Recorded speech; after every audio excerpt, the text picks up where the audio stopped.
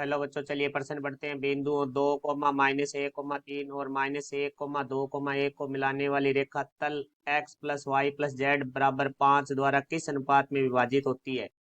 मुख्य अवधारणा। तो हमारा जो प्रश्न है वो त्रिविमीय ज्यामिति से संबंधित है। तो विभाजन की बात हो रही है, तो हम सबसे पहले विभाजन सूत्र की बात करेंगे। तो हमारा जो विभाजन सूत्र होता है वो दो प्रकार से होता है, एक अंतर विभाजन होता है, एक बाह्य विभाजन होता है। तो प्रश्न में अंतर या बाह्य नहीं लिखा हो तो हम अंतर विभाजन सूत्र के प्रयोग करेंगे, जो कि हमारा x बराबर होता है m1 x2 + m2 x1 बटा में m1 + m2, और y बराबर हमारा होता है m1 y2 + m2 y1 बटा में m1 + m2। z बराबर हमारा होता है m1 z2 + m2 z1 बटा में m1 + m2। तो m1 और m2 वह अनुपात है जिसमें हमारी रेखा है वो विभाजित होती है। तो देखो, हमें दो बिंदु दिए गए हैं। एक पहले बिंदु को हम ए नाम दे लेते हैं, जो कि 2, -1, 3 है, और दूसरा जो बिंदु है वो -1,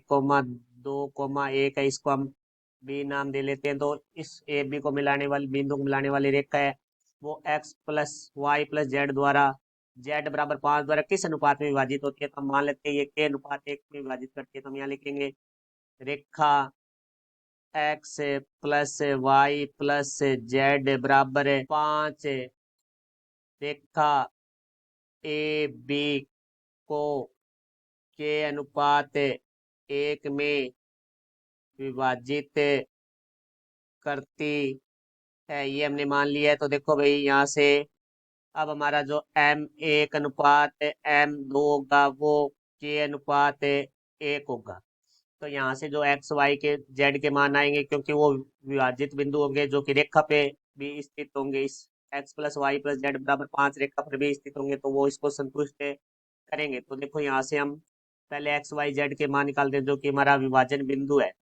तो यहाँ से हमारे x बराबर आ जाएगा m1 का मान है 1 × x2। तो देखो, ए के निर्देशांक है वो हमारे होंगे x1 y1 z1, और बी के निर्देशांक x2 y2 z2। तो यहाँ से x2 का मान है वो हमारा -1 है, प्लस m2 का मान है 1 × में x1 का मान है वो हमारे पास है 2 बटा में k + 1। तो यहाँ से x बराबर आ गया हमारा -k + 2 बटा में k + 1।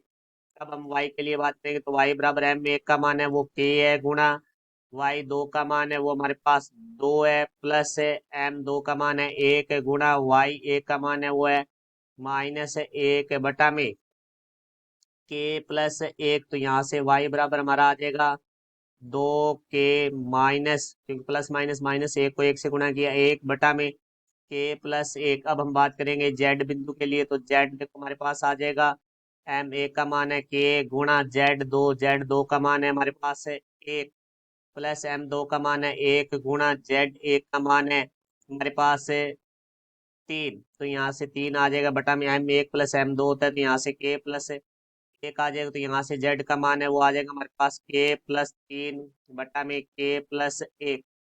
तो हमारा जो विभाजन बिंदु है वो हमारे पास है आ चुका है। वो बिंदु हमारे पास है, देखो जैसे x का मान हमारे पास है -k + 2 बटा में k + 1।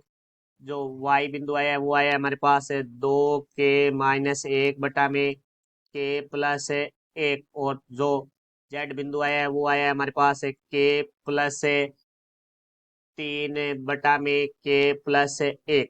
तो देखो, रेखा विभाजित कर रही है x + y + z बराबर है 5। ए और बी बिंदु को मिलाने वाली रेखा को ये विभाजित कर रही है, तो इसका विभाजन बिंदु और इसका विभाजन बिंदु ये सेम रहेगा।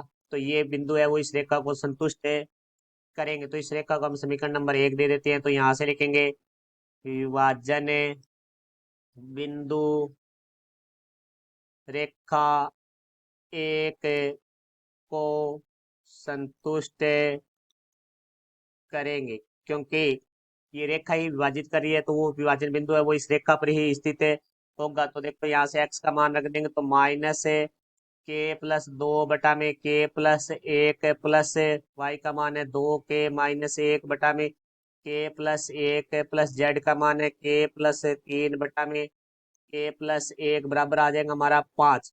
तो यहाँ से हमारा जो लेस है वो आ रहा है के प्लस एक, तो यहाँ से आ गया माइनस के प्लस दो के माइनस एक प्लस के प्लस 3 बराबर है 5। तो के प्लस एक भाग में बराबर से दूसरी तरफ आके गुणा में हो जाएगा, और यहाँ हमारा के से के कट गया, तो यहाँ से तो भाई 2 के, फिर आ जाएगा हमारे पास 2 और 3 5, 5 में से एक घटाएंगे प्लस का 4 बराबर 5 गुणा में के प्लस एक। तो यहाँ से देखो भाई हमारे पास आ जाएगा 2 के प्लस 4 बराबर, हम 5 का अंदर गुणा करेंगे तो 5 को के से किया 5 के प्लस 5 को एक से किया 5, तो के वाले पद एक तरफ करेंगे तो 2 के बराबर में 5 के है, तो 5 के बराबर से दूसरी तरफ बाई तरफ आके माइनस का 5 के हो जाएगा बराबर है 5, प्लस का 4 है बराबर से दूसरी तरफ दाई तरफ जाके माइनस का 4 हो जाएगा, 2 के माइनस 5 के माइनस 3 के बराबर आ गया 1, तो के बराबर आ जाएगा -1/3। तो माइनस का जो चिन्ह है वो हमारा ये दर्शाता है कि ये बाह्य विभाजित करता है, तो यहाँ लिखेंगे हम ऋणात्मक चिन्ह बाह्य विभाजन को दर्शाता है। जबकि हमारा अनुपात का मान है वो 1/3 ही रहेगा, तो यहाँ से देखो भाई M1:M2, ये हो जाएगा 1/3 अनुपात 1, तो 3 से गुणा करेंगे तो M1:M2 आ जाएगा 1:3।